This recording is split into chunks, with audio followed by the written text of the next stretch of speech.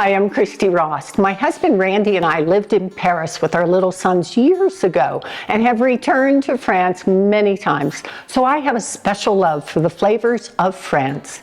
Today I have the pleasure of preparing several of my favorites with my friend David Phillips, co-owner of Michael David Winery. Welcome to At Home with Christy Rost.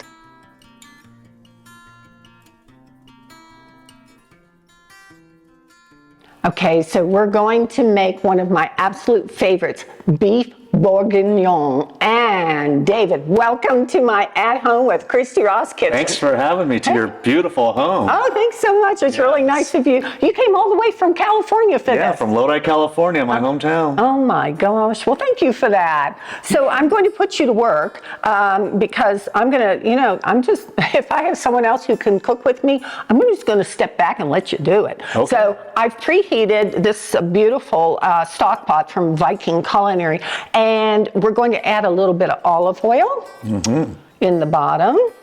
And so now the olive oil is hot, and if you would add this in. Let's get started. Absolutely. Oh boy, I love that sizzle. Here you go. And we want to let the beef sit for a while so it really caramelizes on the bottom. So David, just moving it around, and he's going to let it sit there then. And I have some that we've seared already, and we're going to sear this for several minutes. And once it gets really brown on the bottom, then David is going to turn it over and let it brown again. This is important because what's happening is the meat is caramelizing on the bottom of the pan, and that creates the flavor we're going to need for the rest of the dish. So we'll be back in just a moment, right after this has been turned, and we can deglaze the pan and add all the aromatics. We'll be right back.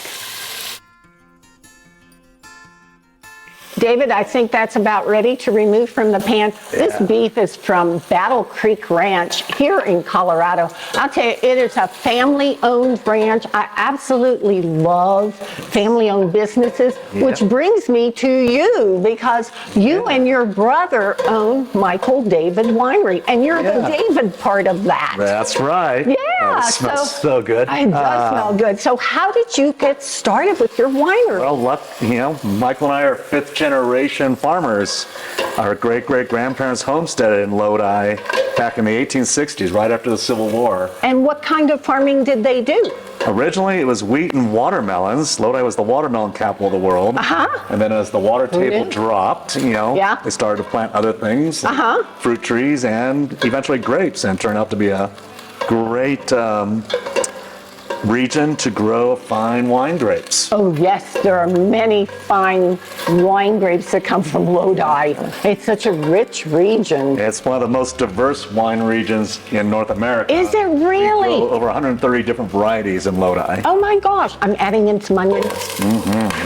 Oh my gosh, I had no idea. When did you and your brother Michael get into this? So we're adding in some onion and some carrots.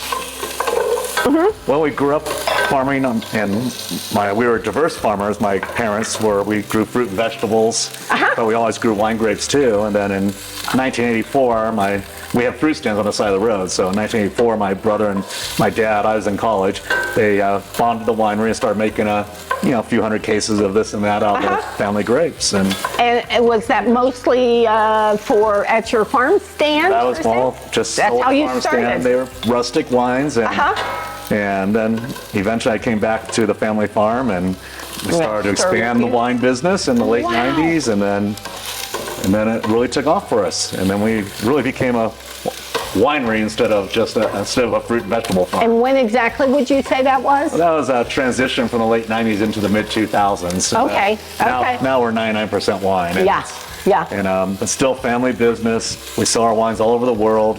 Garlic. Oh wow. Oh, that is so exciting. That's wonderful. I love family businesses just like the Battle Creek Ranch beef, but the story of a winery, I think, is especially intriguing. It's a lot of fun. It's a great business to be in. You get to meet all kinds of great people, and Yes. you get to eat a lot of really good food. Oh gosh, that's No, for yeah. sure. With all the In the beautiful wine pairings, business. like today we're going to be using your earthquake Yeah, Zinfandel. so Lodi, our hometown, is the Zinfandel capital of the world. Almost 40% of all the Zinfandel in the world is in our hometown. So we're very proud of our hometown grape. Old vine Zinfandel. A lot of these vines are over 100 years old. We have some of the most old vine of anywhere in North America also is in Lodi. In Lodi. Because we have deep sandy soils, so the vines never died from phylloxera, which is a little Yes. insect that kills grapevines. Yes. I know. Wow. So what we've done here now is we have the onions and the carrots and the garlic, and David has been stirring that, and what he's done is he has picked up all of that browning from the meat now all over the vegetables. And so we've developed tremendous base for flavor here for the beef bourguignon. So I'm going to deglaze first with some of the earthquake Zinfandel. I don't measure, I pour. Yes. So let's do some pouring. So that'd be about a cup. Save some to drink. That's about I have another bottle. We're safe. That's 2 cups, and we'll make a splash for the cook.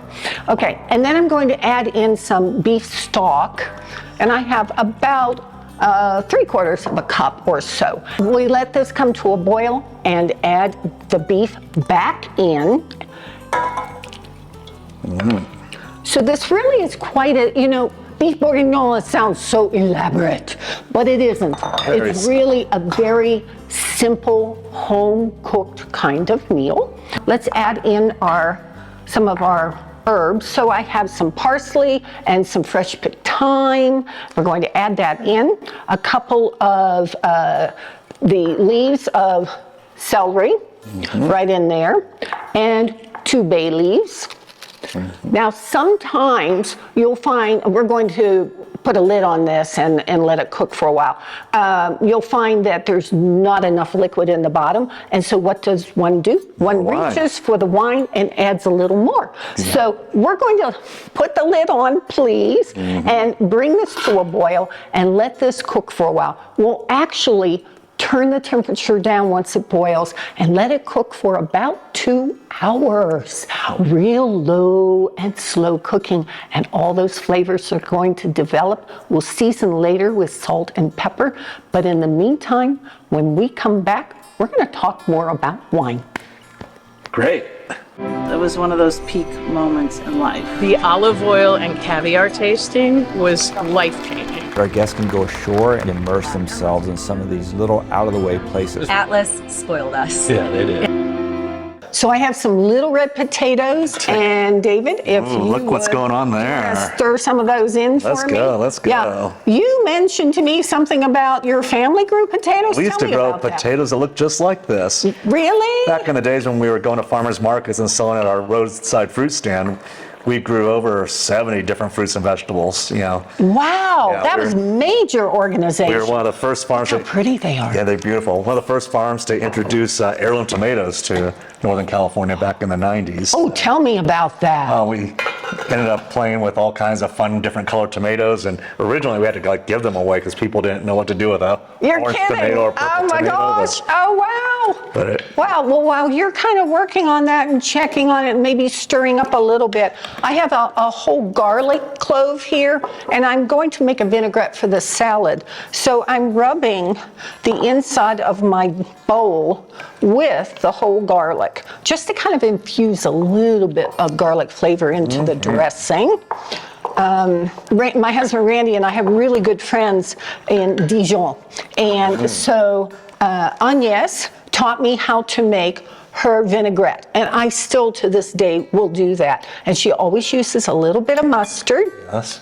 Dijon mustard? Dijon mustard from Dijon, but of course. And then some red wine vinegar. And now when her husband Olivier makes it, then he stirs and stirs and whisks and whisks and whisks, because I guess if you live in France, you whisk a lot. Okay. So I don't have that kind of time ever. I add some salt, and I'll add some freshly ground pepper, which I don't have right here, but I would add it if I did. And then add in the olive oil. So I heard you say something about you also have your wines in South America. We sell our wines, I think, in around 35 countries around the world. So yeah, so we. I am really lucky to have Michael David Winery here and the David of the Michael David. Well, we love traveling, so that's a nice excuse to go out and see the world. And Oh gosh, Yeah. I love it. I love it. Well, we're pretty honored to have Michael David Winery as a sponsor of At Home with Christy Rost. Thank you for that. And I think our viewers are learning all about the winery and the wines. Yes. And so I'm really thrilled to have you here because I'm learning a lot too that I didn't know about. And even the potatoes. I mean, so your suggestion for a wine pairing for the salads, tell us about perfect wine to go with this salad is our dry rosé. Uh-huh. So it's a blend of 3 different grapes, all estate grown on our family vineyards. And what 3 grapes? It's Syrah, Cabernet Franc, and Merlot. Oh, lovely. Lovely, lovely. Yeah, and it's going to be delicious with that. Oh, I'm so excited. You can come back next week too. This is fun. It's Cheers and welcome to Thanks. Swan's Nest. Yep. Very nice. Ooh, I love the fruit on the beginning. Yes. Then the acid kicks in. And that dry finish. And then that dry finish, but I get more fruit again, fruit. like a punch. Almost like a strawberry. Yes. Yep. I think I'll try one more, just to be sure. We better. Quality control. I like it. You can Yes. come back All anytime. right. This is good. Oh, wow.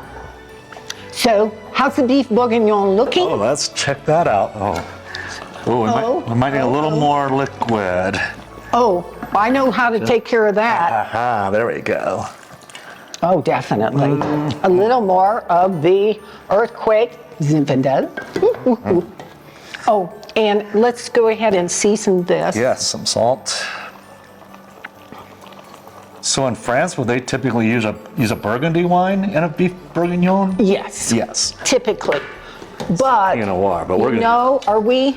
I'm not a purist. Right. And I think you use one of the best wines you can find when you create a dish like this. A little and California twist here. absolutely. Much bigger, heartier wine than a Pinot Noir. Yes, right. A Pinot Noir would be lost in a dish like this. I'm just putting grating a little bit of Parmigiano Reggiano here with my microplane, just to kind of finish that off. That's super. So we're going to let this cook a little while until the meat softens and becomes super tender and the potatoes are knife tender and all. And we will come back and be ready to serve. And I do believe we have another wine pairing.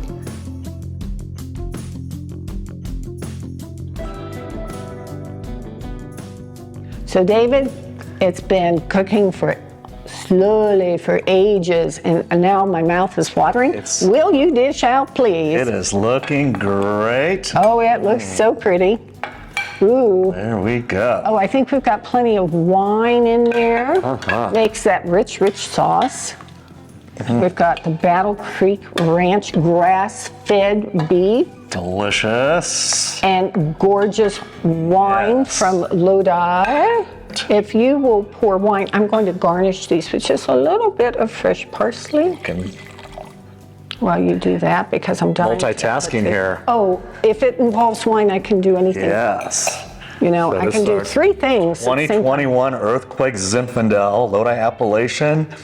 And I'm proud to say this got a best of class at the California State Fair this year. so, Congratulations. Well, we definitely have to toast to that. I'll take the bottle, Thank you you. take and I'll put that here. Congratulations to you on that. Oh, wow. So this is meant to be big and bold and beautiful. I love bold wines. I always have. That's just my style. And that's Lodi talking. Oh, yeah. Oh, definitely. Oh, that is so good. I want a piece of beef and then taste it again. So I get that beautiful pairing. Oh, yummy. Perfect. So nice. Especially with winter coming. This is perfect for a cold winter day. That's right. That's right. I agree. This is definitely a cool to cold weather meal. Oh, wow. It was also one of Julia Child's favorite meals. Yes. And I knew Julia. And so every time I make a dish like this, I think about her. And now I'll think about her, and I'll think about you and your beautiful Michael David Winery wines. So we'll be back because it wouldn't be At Home with Christy Rost without dessert.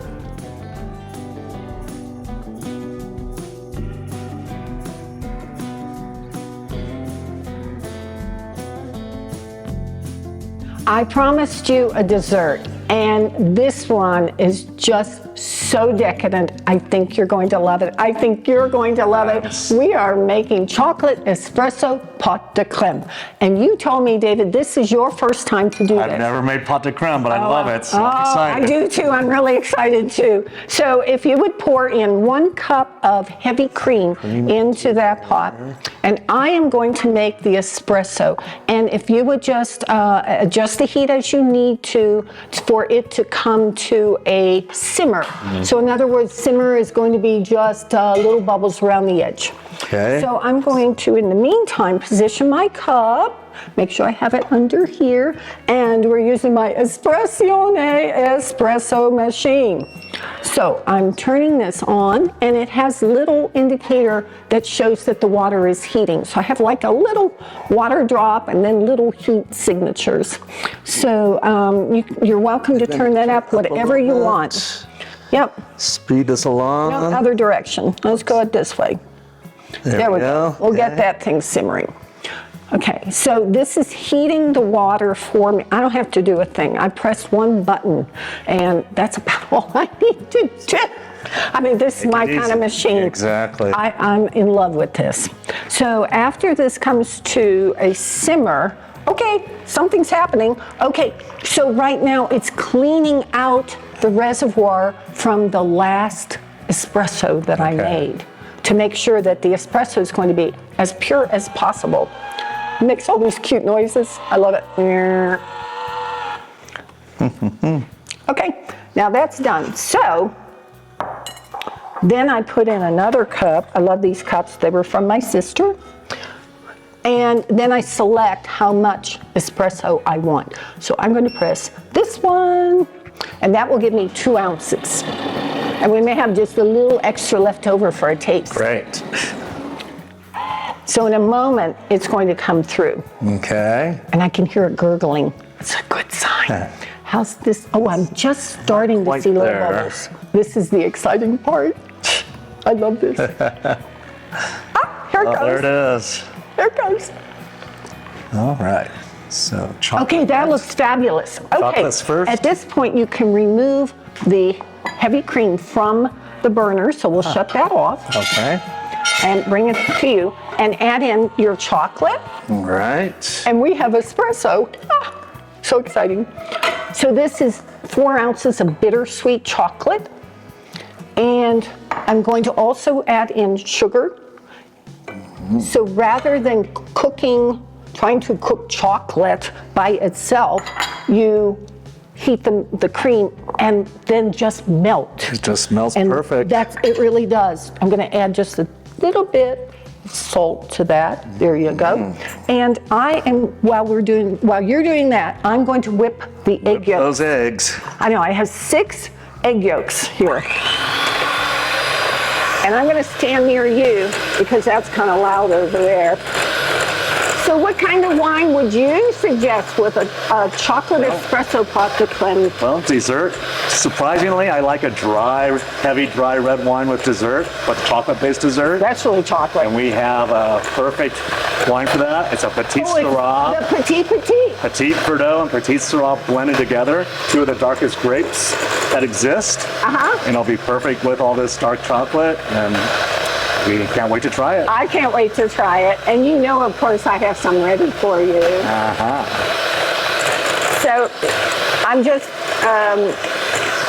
beating these eggs until they get kind of thick and they'll get a little bit light in color. Yep. And it's magic because I can look at you and do that. Well, you know, it shows how talented I am. Right. When do we put the vanilla in? You can put that in now. Okay. And you want to make sure that all of that chocolate has melted. Okay. It looks melted. Okay. And, phew, that was loud.